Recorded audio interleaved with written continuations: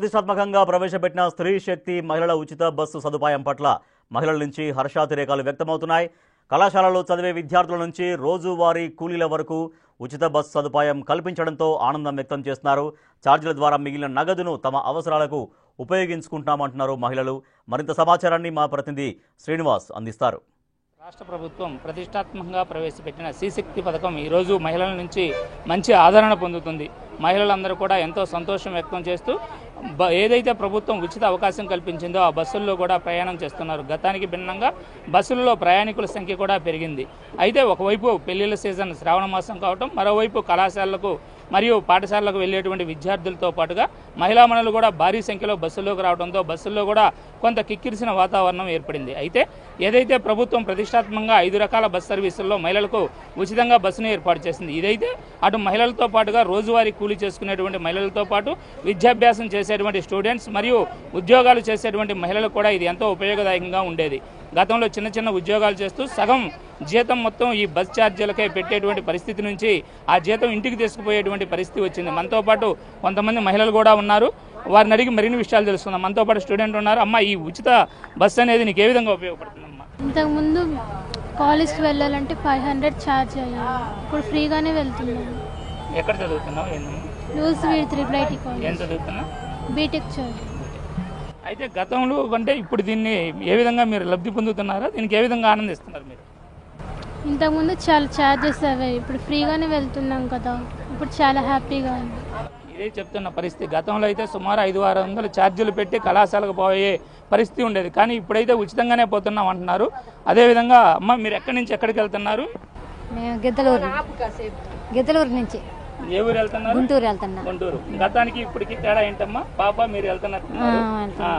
చాలా బాగుంది సార్. అయితే ఇక్కడ పాప ఏం చదువుతుంది? ఎక్కడ కాలేజీకి తీసుకెళ్తున్నారు? కాలేజీ తీసుకెళ్తాం. బీటెక్ చదువుతుంది. గుంటూరు. అయితే గతంలో ఛార్జీలు పెట్టేవాళ్ళు, ఇప్పుడు ఫ్రీగా ఉంది. మీకు దీని పట్ల మీరు ఏ విధంగా భావిస్తున్నారు? చాలా బాగుంది సార్. ఇదే బాగుంది. మా ఎక్కడ ఖర్చు చాలా 10 రూపాయలు, గుంటూరు పోయి రాంటే 10 రూపాయలు అవుతున్నాయి సార్. ఇది చెప్తున్న పరిస్థితి. గతంలో అయితే పాపను తీసుకుని కాలేజీ వెళ్ళి రావాలంటే సుమారు 1000-1500 రూపాయలు ఖర్చు చేయాల్సి వచ్చేది. కానీ ఇప్పుడైతే ఉచితంగా వెళ్ళి రావడం చాలా ఆనందంగా ఉందని కూడా మహిళలు చెప్తూ ఉన్నారు. అమ్మ, ఎక్కడికి వెళ్తున్నారు మీరు? మేము విజయవాడ. ఏ ఊరు నుంచి? మంగళగిరి పార్టీ ఆఫీస్ కాడికి వెళ్ళాలి, తెలుగుదేశం పార్టీ. అయితే గతానికి ఇప్పటికి తేడా అంటే ఇప్పుడు బాగానే ఉంది కదా.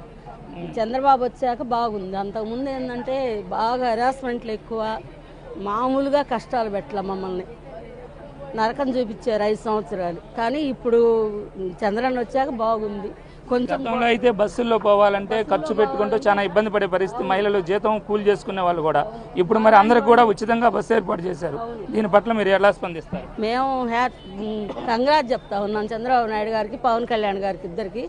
చంద్రబాబు నాయుడు వచ్చిన తర్వాత ఈ ఫ్రీ బస్సులు పెట్టి కొంచెం మహిళలకు బాగా ఇబ్బంది లేకుండా, డబ్బులు లేనోళ్ళు ఇట్లా మాలాంటి వాళ్ళు అందరికీ కూడా ఫ్రీగా వెళ్ళడానికి బాగుంది. అయితే గతంలో చాలా ఖర్చు పెట్టుకొని ప్రయాణం చేయాల్సి వచ్చేదని, ఎప్పుడైతే ప్రభుత్వం ఉచిత బస్సును ఏర్పాటు చేసిందో ఈడ ఉచితంగా వెళ్ళడానికి చాలా ఆనందంగా ఉందని కూడా చెప్తున్నారమ్మా. మీరు ఎక్కడి నుంచి ఎక్కడికి వెళ్తున్నారు? మేము ఒంగోలు టు కోర్సుపాడండి. రోజు వెళ్తారా? గతంలో ఎంత ఫేర్ అయ్యేది? ఇప్పుడు ఈ ఉచిత బస్సు మీకు ఏ విధంగా ఉపయోగపడుతుంది? నాకైతే చాలా బాగా ఉందండి. నాకు నెలకొచ్చి 3000 సేవ్ అయినాయి. వీరికొచ్చి 36 దాకా సేవ్ అయినాయి. ఇది చెప్తున్న పరిస్థితి. గతంలో అయితే రోజువారీగా కూడా ఒంగోలు నుంచి కోరసపాడు వరకు ప్రయాణం చేసేది. అప్పుడు సుమారు నెలకి 3000 లెక్కన ఖర్చు అయ్యేది. కానీ ఇప్పుడు మాత్రం ఉచితంగా బస్సు ఉండటం వల్ల చాలా ఆనందంగా ఉంది. సంవత్సరానికి 36,000 కూడా మిగులుతున్నాయని ఆనందం చెప్తున్న పరిస్థితి ఉంది. అదేవిధంగా మరికొంతమంది ప్రయాణికులు కూడా ఉన్నారు. వారిని అడిగి తెలుసుకుందాం. అమ్మ, ఎక్కడి నుంచి ఎక్కడికి వెళ్తున్నారు? ఈ ఉచిత బస్సు ప్రయాణం మీకు ఏ విధంగా ఉపయోగపడుతుంది? నేను రోజు కూలి చేసుకుని ఉంటానండి. రోజు డైలీ అద్దంకి నుంచి ఒంగోలు రావాలి. ఇంతకుముందు ఛార్జీలు పెట్టుకొని వచ్చేదాన్ని. ఇప్పుడు నాకు ఆ ఇబ్బంది లేకుండా బాధగా, సంతోషంగా ఉంది. పవన్ కళ్యాణ్ గారికి, చంద్రబాబు నాయుడు గారికి థ్యాంక్స్. ఆడవాళ్ళకి ఇలా ఉపయోగించి మమ్మల్ని ఆదుకున్నందుకు. గతంలో ఎంత ఖర్చు అయ్యేది ఛార్జీలకి? ఇప్పుడు ఎంత మిగులుతుంది? గతంలో 4000 ఖర్చు అయ్యేది. ఆ 4000 ఇప్పుడు మాకు మిగులుతున్నాయి ఆడవాళ్ళకి తినటానికి. మా అందున ఆయన మా కుటుంబాన్ని ఆదుకున్నోడే.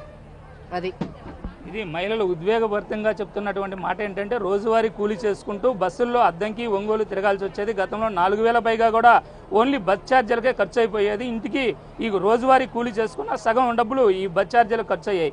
కానీ ఎప్పుడైతే ప్రభుత్వం ఉచిత బస్సు పథకాన్ని, స్త్రీశక్తి పథకాన్ని ప్రవేశపెట్టిందో అవన్నీ కూడా చాలా ఈజీగా ఉందని, రోజు ఉచితంగా ఏది ఉచితంగా బస్సులో వచ్చి పని చేసుకొని తిరిగి వెళ్ళడంతో ఆ డబ్బులు కూడా మిగులుతున్నాయి. కాబట్టి ఒక రకంగా తమ కుటుంబాన్ని ఈ స్త్రీశక్తి పథకం అనేది ఆదుకుందని కూడా మహిళలు చెప్తున్న పరిస్థితి ఉంది.